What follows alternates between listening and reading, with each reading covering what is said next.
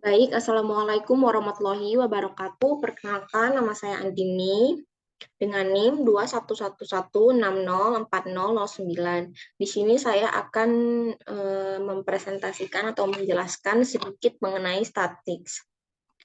Selanjutnya, sebenarnya apa sih statik itu? Statik merupakan singkatan ya. Biasanya itu singkatan yang digunakan untuk mempermudah kita mengetahui eh, atau mengingat beberapa alat ataupun sarana yang nanti akan kita bahas seperti stetoskop, laringoskop, dan lain sebagainya.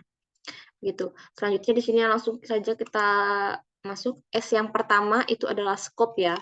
Skop. Di sini ada stetoskop dan laringoskop. Di sini akhirnya ada skop. Nah, untuk stetoskop itu sendiri merupakan alat yang sering kita dengar ya, alat medis yang digunakan untuk biasanya mendengar suara-suara detak jantung, nadi, dan lain sebagainya. Pokoknya memeriksa suara-suara yang di dalam tubuh kita. Selanjutnya untuk laringoskop. Skop kedua yaitu laringoskop. Di sini laringoskop itu digunakan untuk melihat laring dan struktur yang berdekatan dengan laring. Biasanya tuh sering digunakan untuk tujuan memasukkan pipa endotrakea atau ETT ke dalam trakea. Nah, selanjutnya di sini ada untuk ST ya. Di sini ada tubes. Tubes ini biasanya sering kita lihat ya di sini, ETT. Nah, untuk tubes ini adalah alat yang digunakan dalam medis untuk menjamin saluran nafas pasien ini tetap bebas tanpa ada kendala apapun. Nah, ETT ini biasanya banyak digunakan oleh dokter-dokter spesialis anestesi maupun penata anestesi seperti kita pada saat pembiusan maupun saat operasi. Nah, untuk ukuran ETT itu sendiri beragam ya, sesuai dengan kebutuhan pasien begitu. Selanjutnya di sini ada STA, di sini A yaitu airway, di sini ada oropharyngeal tube atau OPA biasa disebut atau kita sebut OPA ataupun Gudel ya. Di sini ada laryngeal mask airway atau LMA, dan di sini ada nasopharyngeal airway. Nah, untuk OPA sendiri adalah biasanya kita sebutnya OPA ya, kita singkat saja OPA, merupakan tindakan pemenuhan kebutuhan oksigen dengan membebaskan jalan nafas melalui pernafasan OPA itu sendiri, melalui rongga mulut ke dalam paring seperti itu. Dan untuk LMA itu sendiri adalah bertujuan untuk menghasilkan jalan nafas yang lancar tanpa penggunaan sungkup muka atau face mask ya.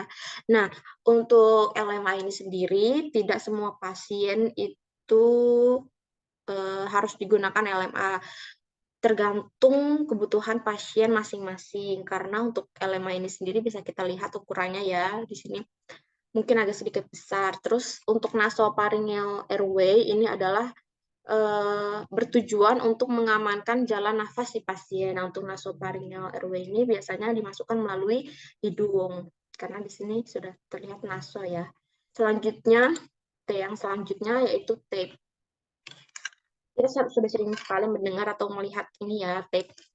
Nah, fungsinya itu adalah sebagai alat fiksasi untuk pipa endotrakea atau ETT supaya tidak kemana-mana si pipa ETT-nya itu. Jadi tidak lepas maupun bergeser ke kanan maupun ke kiri setelah dilakukannya intubasi.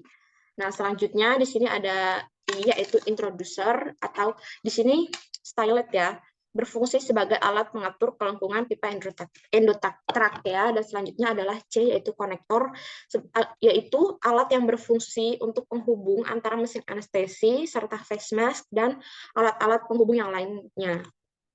Selanjutnya di sini S yaitu suction. Suction ini berfungsi untuk membersihkan sekret dari saluran endotrakeal. Di samping membersihkan sekret, suction juga merangsang refleks batuk pada pasien.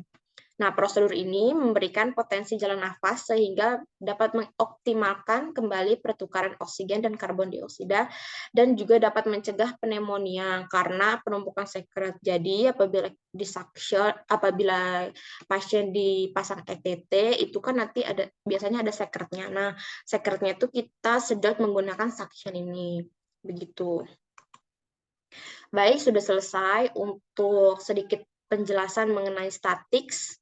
Apabila ada kurang lebihnya saya mohon maaf. Terima kasih sudah sudah melihat video saya. Assalamualaikum warahmatullahi wabarakatuh.